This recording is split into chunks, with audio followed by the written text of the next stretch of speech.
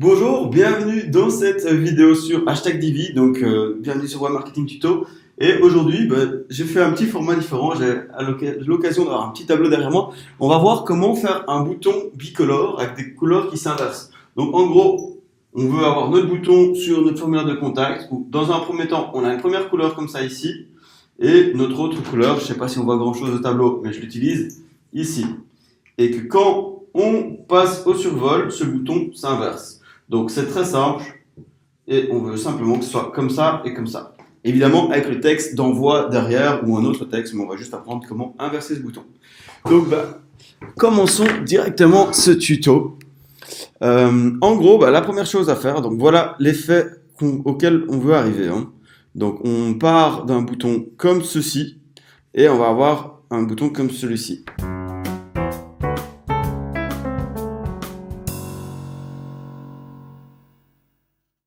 Donc, première chose à faire, c'est qu'on va venir inspecter notre bouton pour voir de quoi on part. Donc, pour ça, on va utiliser l'inspecteur de Google Chrome. Ici, on va venir inspecter le bouton.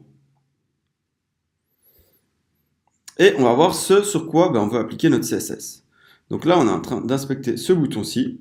Et si je regarde bien, voilà, le type de bouton, donc il est bien dans cette div-ci. Et on veut travailler sur le button type. Et on a le ET contact submit. Donc voilà, là c'est la classe qu'on va vouloir targeter.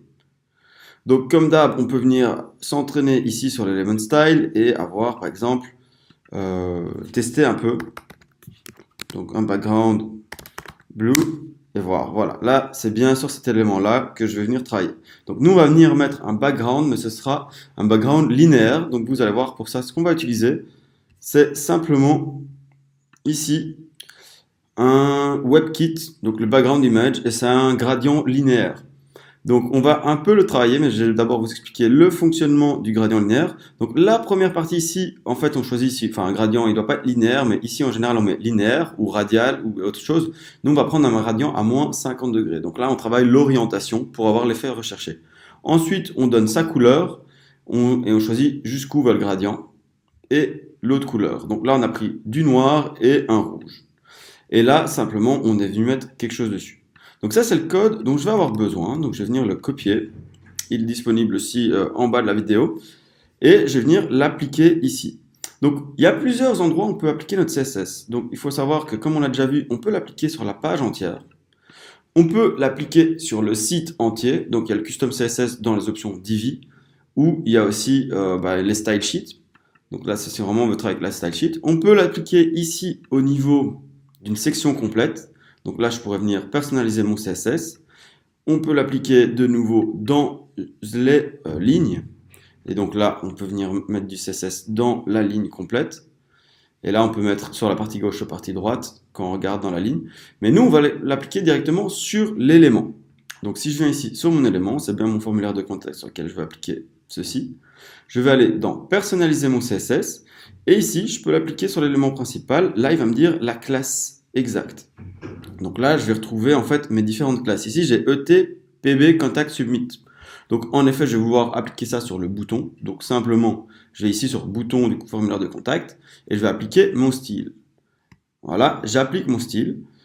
Et ce qu'il y a, c'est que je vais venir regarder ici exactement la classe sur laquelle ça s'applique. Donc là, je vois bien la classe sur laquelle ça s'applique. Maintenant, je vais vouloir modifier ceci et faire qu'au survol aussi il y ait mon effet.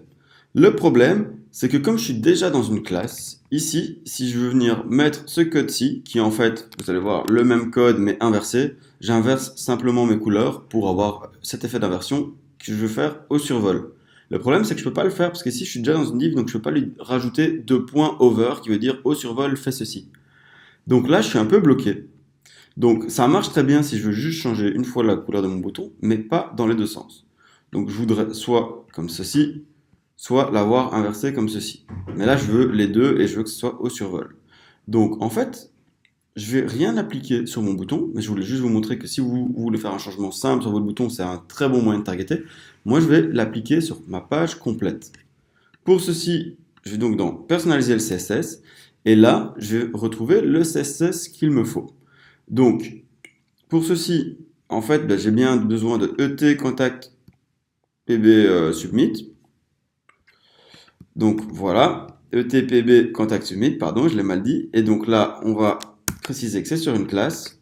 On ouvre les crochets, qu'on va refermer juste après. Et donc là, je vais le mettre une première fois de façon normale, et une deuxième fois, je vais le mettre, mais au survol. Donc je vais mettre 2.over. Et là, je vais venir insérer mon code. Donc ici, j'ai mes deux codes. Et donc vous voyez ici, j'avais préparé un slide pour vous montrer ces codes complets. Donc c'est ceux qu'on vient de créer ensemble, dans lesquels je vais venir appliquer mes background linéaires. Donc là, j'aurais pu très bien mettre background color blue, ou voilà, simplement, comme on l'a fait ici, donc simplement mettre un background blue. Donc ça, c'est très simple. Et là, j'aurais un bouton bleu, mais bon, c'est parce qu'on veut, nous, on veut un effet un peu plus subtil. Donc on utilise le background image avec un WebKit linéaire. Et je vais venir le remettre dans l'autre cas aussi.